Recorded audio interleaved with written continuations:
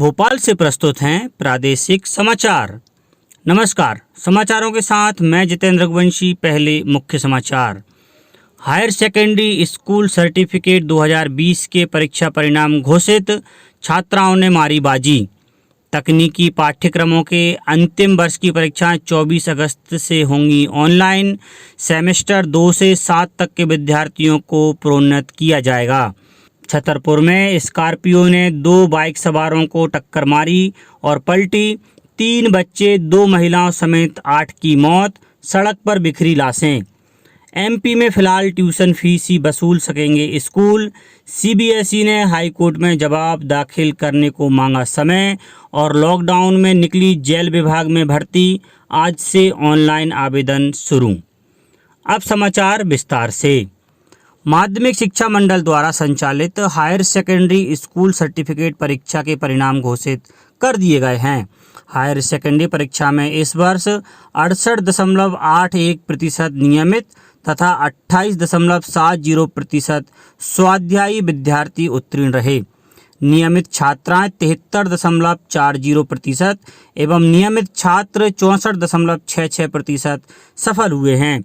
शासकीय विद्यालयों का उत्तीर्ण प्रतिशत 71.43 रहा तथा अशासकीय विद्यालयों का उत्तीर्ण प्रतिशत 64.93 रहा।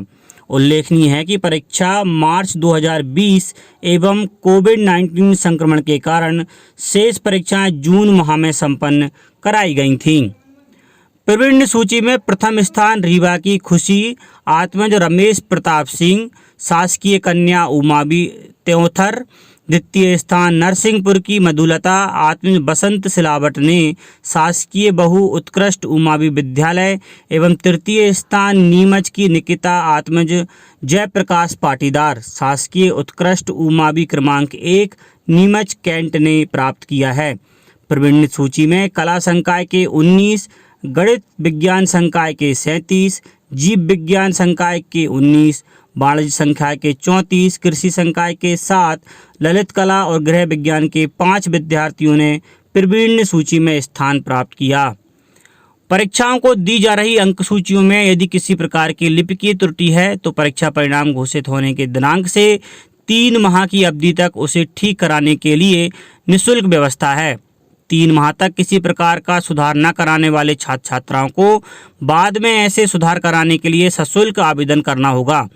इसके अतिरिक्त यदि छात्र छात्राओं को उनके प्राप्त अंकों में किसी प्रकार का संदेह है तो ऐसे परीक्षार्थी अपने प्राप्तांकों के सत्यापन के लिए परीक्षा परिणाम घोषित होने की तिथि के 15 दिवस में एमपी ऑनलाइन के अमेरिका से शुरू हुई आर्थिक मंदी ने सारी दुनिया को अपनी चपेट में ले लिया। ऐसा कोई के कियोस्क पर अथवा www.mpbsc.gov.in पर डेबिट कार्ड, क्रेडिट कार्ड अथवा इंटरनेट बैंकिंग से शुल्क का भुगतान कर आवेदन कर सकते हैं। उत्तर पुस्तिका की छायाप्रति प्राप्त करने के लिए भी परीक्षा परिणाम घोषणा की तिथि से 15 दिवस में एमपी ऑनलाइन के कियोस्क पर अथवा एमपीबीएससी की वेबसाइट पर डेबिट कार्ड और क्रेडिट कार्ड अथवा इंटरनेट बैंकिंग से शुल्क का भुगतान कर आवेदन किए जा सकते हैं। पुनर्गणना उत्तर पुस्तिका की छायाप्रति प्राप्त करने के आवेदन जमा करने के लिए मोबाइल ऐप की सुविधा भी उपलब्ध है। मंडल का mobile app MPBSC Google play store अथवा एमपी मोबाइल से निःशुल्क डाउनलोड किया जा सकता है। तकनीकी पाठ्यक्रमों के अंतिम वर्ष की परीक्षाएं ऑनलाइन मोड पर 24 अगस्त से आयोजित होंगी। तकनीकी शिक्षा एवं कौशल विकास मंत्री श्रीमती यशोधरा राजे सिंधिया ने कहा है कि वैश्विक महामारी कोविड-19 के कारण उत्पन्न परिस्थितियों और छात्रों के सर्वव्यापी हितों को देखते हुए यह निर्णय लिया गया है। इसके अतिरिक्त अन्य सेमेस्टर 2 से 7 तक के विद्यार्थियों को आंतरिक मूल्यांकन एवं गत वर्ष में उनके प्रदर्शन के आधार पर आगामी कक्षा में प्रोन्नत करने का भी निर्णय लिया गया है। श्रीमती सिंधिया ने बताया कि जो छात्र ऑनलाइन परीक्षा में सम्मिलित नहीं हो सकेंगे उनके लिए बाद में विशेष परीक्षा 15 से 23 सितंबर के मध्य आयोजित की जाएगी। प्रमुख सचिव तकनीकी शिक्षा एवं कौशल विकास श्रीमती कोरोलिन खोंगवार देशमुख ने जानकारी देते हुए बताया कि बीई की सैद्धांतिक परीक्षाएं 24, 26, 28 एवं 31 अगस्त को आयोजित होंगी। बी फार्मेसी की सैद्धांतिक परीक्षाएं 24, 26, 28 एवं 31 अगस्त एवं 2 सितंबर को होंगी। इन विषयों की प्रायोगिक परीक्षाएं 4 सितंबर से 9 सितंबर के मध्य होंगी। डिप्लोमा कोर्सेज की सैद्धांतिक परीक्षाएं 27 अगस्त से 7 सितंबर और प्रायोगिक परीक्षाएं 8 सितंबर से 14 सितंबर तक होंगी। शैक्षणिक सत्र 2020-21 के लिए सेमेस्टर 3, 5 एवं 7 तक के विद्यार्थियों की नियमित ऑनलाइन कक्षाएं 17 अगस्त 2020 तथा सत्र 2021 के प्रथम सेमेस्टर के छात्रों की कक्षाएं 15 अक्टूबर 2020 से प्रारंभ होंगी। मध्य प्रदेश के छतरपुर में पन्ना रोड पर एक स्कॉर्पियो ने 2 बाइकों में टक्कर मार दी। इसके बाद पलट गई। हादसे में दोनों बाइक पर सवार बच्चों समेत 8 लोगों की मौके पर ही मौत हो गई। स्कॉर्पियो सवार किसी की जान नहीं गई। दुर्घटना बमीठा थाना क्षेत्र के चंद्रनगर चौकी के पास जखीरा टेक के पास हुई। बताया जा रहा है कि सोमवार दोपहर करीब 1 बजे एक स्कॉर्पियो पन्ना की तरफ जा रही थी, तभी सामने से आ रही 2 बाइक से टक्कर हो गई। दोनों बाइक छतरपुर की तरफ जा रही। व्हाट्सएप पर बेचे, घर बैठे कमाएं। मीशो ऐप डाउनलोड करें, अपने व्हाट्सएप कॉन्टैक्ट्स को हिट प्रोडक्ट्स बेचें। 25 रही थी। हादसे में बाइक सवार एक बच्ची का सिर धड़ से अलग हो गया। लाशें सड़क पर बिखर गईं। मरने वालों में सूरजपुरा निवासी बालू के 2 बेटे राहुल 20 और देवेंद्र 6 की मौके पर मौत हो गई। इसी गांव के भुवनीदीन की पत्नी सुनीता 40 और बेटा करण 8 समेत 6 लोगों की बाद में मौत हुई। ये सभी लोग सूरजपुरा में बमीठा जा रहे थे। वहां रिश्तेदारी में महिला की तबीयत खराब थी, जिसे देखने के लिए बेटियां, दामाद, बच्चे 2 बाइक पर सवार होकर निकले थे। घटना के बाद मौके पर पहुंचे छतरपुर एसपी सचिन शर्मा ने मामले की जांच के आदेश दिए। स्कॉर्पियो सवार दोनों लोग घटनास्थल से फरार बताए जा रहे हैं। मध्य प्रदेश के निजी स्कूलों द्वारा कोरोना संकट काल में भी मनमानी फीस वसूलने के मामले में जबलपुर हाई कोर्ट में सुनवाई हुई। सुनवाई के दौरान हाई कोर्ट में सरकार ने कहा कि स्कूलों को फिलहाल ट्यूशन फीस वसूलने का ही आदेश दिया गया है। मामले की सुनवाई के दौरान सभी याचिकाकर्ताओं ने जवाब पेश किया, लेकिन central board of secondary education की ओर से जवाब नहीं दिया गया। सोमवार को हुई सुनवाई के दौरान सीबीएसई की ओर से जवाब देने के लिए मोहलत मांगी गई है। इस पर हाईकोर्ट ने जवाब पेश करने के लिए समय देते हुए मामले पर अगली सुनवाई की तारीख 10 अगस्त तय की है। हाईकोर्ट में मामले की सुनवाई के दौरान राज्य सरकार ने अपना जवाब पहले ही दाखिल कर दिया है।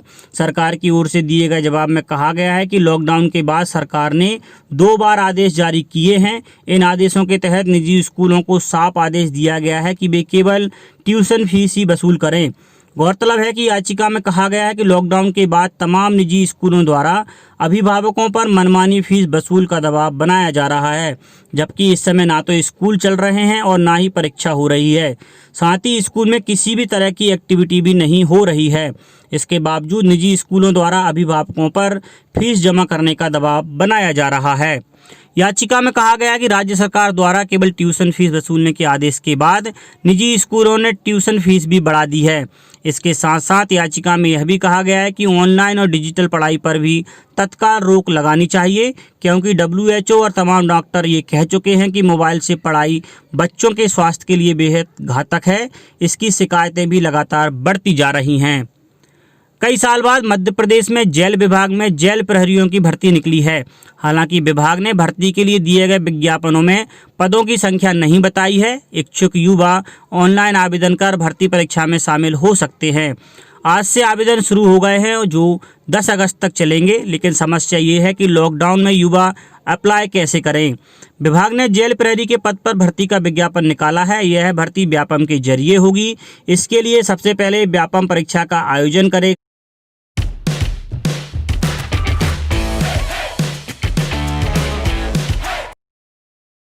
परीक्षा में पास होने वाले अभ्यर्थियों की लिस्ट आएगी और लिस्ट में शामिल अभ्यर्थियों को फिजिकल टेस्ट के लिए बुलाया जाएगा। लॉकडाउन के दौरान निकाली गई इस भर्ती के लिए 27 जुलाई यानी आज से आवेदन की प्रक्रिया शुरू भी कर दी गई है। 10 अगस्त आवेदन करने की अंतिम तारीख है। यह भर्ती उस समय निकली है जब भोपाल समेत कई जिलों में लॉकडाउन है। भोपाल में 4 अगस्त तक लॉकडाउन है और आवेदन करने की अंतिम तारीख 10 अगस्त है। ऐसे में लॉकडाउन यदि खुलता है तो अभ्यर्थियों के पास सिर्फ 6 दिन का ही समय बचेगा। ऐसा नहीं है कि अभ्यर्थी साइबर कैफे से ही ऑनलाइन आवेदन करें, वह अपने स्मार्टफोन के जरिए भी आवेदन कर सकते हैं, लेकिन ऑनलाइन फीस जमा करने में कई अभ्यर्थियों को दिक्कत भी आएगी। ऐसे युवा जो ऑनलाइन भर्ती के लिए आवेदन करेंगे, उनका यह कहना है कि साइबर कैफ़े नहीं खुलने की वजह से उन्हें आवेदन करने में दिक्कत आ रही है। कई अभ्यर्थी आवेदन स्मार्टफोन के जरिए कर लेंगे, लेकिन यह सवाल है कि क्या प्रदेश के सभी युवा जो भर्ती के लिए पात्र हैं, क्या वह आवेदन कर सकेंगे? मध्य प्रदेश के मुख्यमंत्री शिवराज सिंह चौहान की कोरोना की दूसरी रिपोर्ट भी पॉजिटिव आई है। हालांकि उन्हें अब तक दिए गए शेष सभी टेस्ट की रिपोर्ट सामान्य है। उन्होंने रविवार को अस्पताल से ही कोरोना समेत अन्य विभागों के अधिकारियों और मंत्रियों से चर्चा की। इधर सोमवार को भोपाल में 4 डॉक्टर समेत 177 और इंदौर में 127 नए केस सामने आए हैं। भोपाल और इंदौर में सोमवार को नए केस आने के बाद संक्रमितों की संख्या राज्य में 28,154 हो गई है। इसमें अभी आज सुबह के अन्य जिलों के आंकड़े शामिल नहीं है। अब प्रदेश में संक्रमितों का आंकड़ा 28,000 के पार पहुंच गया है। रविवार को सबसे ज़्यादा 874 नए मामले मिले थे। अब तक 19,132 व्यक्ति स्वस्थ हो चुके हैं। एक्टिव केस 7,857 हैं। रविवार को 13,752 सैंपल में से 12,878 की रिपोर्ट नेगेटिव निकली। रविवार को 12 कोरोना संक्रमितों के दम तोड़ने से प्रदेश में 811 लोगों की अब तक मौत हो चुकी है। कटनी में 2 अगस्त और छतरपुर में 31 जुलाई तक टोटल लॉकडाउन किया गया है। अशोकनगर जिले के निवासी कोरोना संक्रमित 45 वर्षीय शिक्षक की आज भोपाल में उपचार के दौरान मौत हो गई। जिला प्रशासन के अनुसार कोरोना संक्रमण के कारण अब तक जिले के 3 लोग जान गंवा चुके हैं। कोविड-19 से संक्रमित शिक्षक यहां की त्रिलोकपुरी कॉलोनी में रहते थे। 10 दिन पहले तेज सर्दी खांसी होने के बाद कोरोना की जांच में वह पॉजिटिव आए थे। जिला अस्पताल में इलाज के बाद उन्हें भोपाल रेफर किया गया था। भोपाल के हमीदिया अस्पताल में 8 दिन तक भर्ती रहने के बाद आज सुबह उनकी मौत हो गई। अब बात मौसम की। एमपी में फिलहाल कोई नया सिस्टम एक्टिव नहीं है, लेकिन वातावरण में नमी के चलते प्रदेश के कई जिलों में रिमझिम बारिश हो रही है। पिछले 24 घंटे में कई जिलों में इसका असर देखने को मिला है। आज सोमवार को फिर मौसम विभाग ने कई जिलों में बारिश की संभावना जताई। मौसम विभाग की माने तो होशंगाबाद, शहडोल और होशंगाबाद जिलों में, इंदौर, धार, खंडवा, खरगोन, बुरहानपुर जिलों में गरज चमक के साथ बौछार पड़ने की संभावना जताई है। 9 साल में पहली बार है जब 20 जुलाई तक इतनी कम बारिश मध्य प्रदेश में हुई। प्रदेश के 15 जिलों में सामान्य से काफ़ी कम वर्षा दर्ज की गई। 15 जिलों में बारिश सामान्य से काफ़ी कम होने के कारण फसलों पर विपरीत असर पड़ने की आशंका बढ़ गई है। मौसम विज्ञानियों के मुताबिक वर्तमान में कोई मानसूनी सिस्टम सक्रिय नहीं है। इस वजह से 4-5 दिन अच्छी बरसात की संभावना नहीं है। हालांकि वातावरण में मौजूद नमी के कारण तापमान बढ़ने पर स्थानीय स्तर पर छुटपुट बौछारें पड़ती रहेंगी। शुक्रवार को मानसून द्रोणिका हिमालय की तराई से वापस खिसककर मध्य प्रदेश में आ गई थी, लेकिन रविवार को वह फिर हिमालय की तराई की तरफ खिसक गई। मध्य प्रदेश और आसपास कोई मानसूनी सिस्टम नहीं है। इस वजह से अभी 4-5 दिन तक अच्छी जुलाई के आसार नहीं हैं। आंध्र तट पर 31 जुलाई को एक ऊपरी हवा का चक्रवात बनने के संकेत हैं। इस सिस्टम के कम दबाव का क्षेत्र बनकर आगे बढ़ने पर अगस्त की शुरुआत में अच्छी बरसात की उम्मीद की जा रही है। वर्तमान में एक द्रोणिका अरब सागर से गुजरात होकर राजस्थान तक जा रही है। इस वजह से प्रदेश में कुछ नमी आ रही है। तापमान में इजाफा होने पर कहीं कहीं स्थानीय स्तर पर बौछारें पड़ जाती हैं। अब कुछ समाचार संक्षेप में। ग्वालियर शहर के विद्युत उपभोक्ताओं को बिजली सूचनाएं देने का एक नया विकल्प, अब फेसबुक के जरिए भी मिलेगी जानकारी। मध्य क्षेत्र विद्युत वितरण कंपनी ई-ऑफिस प्रणाली अपनाने वाले देश की पहली विद्युत कंपनी और गांधी मेडिकल कॉलेज भोपाल के डॉक्टर मुरली लालवानी रिश्वत लेते पकड़ाए। जीएमसी के फॉरेंसिक मेडिसिन डिपार्टमेंट के हेड हैं डॉक्टर। अंत में मुख्य समाचार एक बार फिर। हायर सेकेंडरी स्कूल सर्टिफिकेट 2020 के परीक्षा परिणाम घोषित, छात्राओं ने मारी बाजी। तकनीकी पाठ्यक्रम के अंतिम वर्ष की परीक्षा 24 अगस्त से होंगी ऑनलाइन। सेमेस्टर 2 से 7 के विद्यार्थियों को प्रोन्नत किया जाएगा। स्कॉर्पियो ने 2 बाइक सवारों को टक्कर मारी और पलटी। 3 बच्चे, 2 महिलाओं समेत 8 की मौत। सड़क पर बिखरी लाशें। एमपी में फिलहाल ट्यूशन फीस ही वसूल सकेंगे स्कूल। सीबीएसई ने हाईकोर्ट में जवाब दाखिल करने को मांगा समय। और लॉकडाउन में निकली जेल विभाग में भर्ती, आज से ऑनलाइन आवेदन शुरू।